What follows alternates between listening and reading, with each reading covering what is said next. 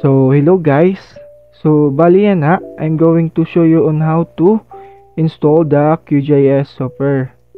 So, an open source geographic information system software. So, dito natin mga computer. So, try natin i-install ang QGIS. So, bali guys, nag-provide makatin installer, nag-upload ako drive, then ginsend ko ha GC natin para diri na ka mag-tinoray sa internet kung anong version, kung ano kung ano i-install.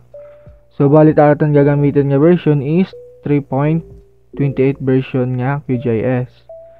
So after niyo ma-download ang QGIS sa drive, open the folder. So bali ang folder ready. Then nasit magawas sa folder, sulod sa folder, then click ang QGIS. So after natin maklik ang folder, ma-loading, then click lang next, hitting ang next. Then accept lahan kanan license agreement. So and then click next. Then check. So create a desktop shortcut and menu shortcut. Then na name mo program contain may install an aton QGIS. So sa drive C programs then ang QGIS.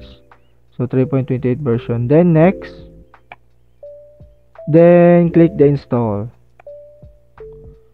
So installation is will take a few minutes. So may mapop up na for verification.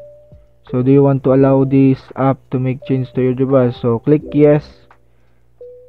Then mag-start na natin installationhan aton QGIS nga 3.28 version. So balian installation na natin QGIS is mga take 1 minute siguro. So just sit back and wait lang guys for the installation kanan required components na natin computer. So bala natin installer is 64-bit sa mga Windows 10. So it is compatible sa mga Windows 10 na 64-bit. So guys, so this installation is for only the Windows. Iba yung sa Linux at sa Mac OS. So this is only for sa Windows operating system. So bali na. So hulat na natin guys after na bago mahaman. Then palang natin yung steps.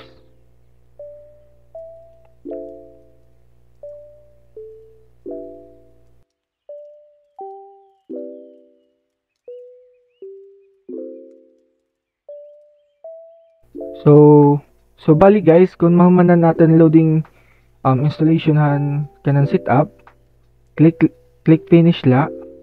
So finish. So once natin installation is completed naman,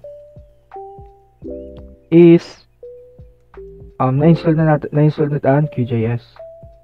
So as you can see, may natin dito folder nga QGIS. So meaning to say na install na natin perfectly an aton QGIS nga version nga 3.28.0. So click the folder, or pwede naman sa ating start menu i-search natin ang QGIS nga software. Let's say QGIS. Then it will automatically display in our search bar sa QGIS. So sa desktop automatically net ma-display sa ating desktop kasi nag-gain check natin ang create a shortcut sa desktop. So click natin yung folder, automatically nga ma-produce yung folder. Click, then ang mga other tools and components sa QGIS, it will also included sa installation. But ating gagamitin la is ang QGIS nga 3.28 version. So to do this, i-create la i-send to i-display muna natin sa desktop yung QGIS. So, send to desktop. So, kaditla natin 8 aton folder. So now naman, i-check naman natin kung ang aton QGIS is running or let's say it is perfectly installed. So open natin ang QGIS, click ang QGIS. Yan. So mapapapa natin thumbnail hanggang ng QGIS. So makikita natin kung ano ng version niya QGIS, which is an 3.28 na version. So it is restoring the loaded plugins. So nag-start pa siya. So now, so as you can see, ang aton QGIS is successfully installed na. So asin tiya magiging interface natin hit aton QGIS. So meaning to say natin installation is perfectly successfully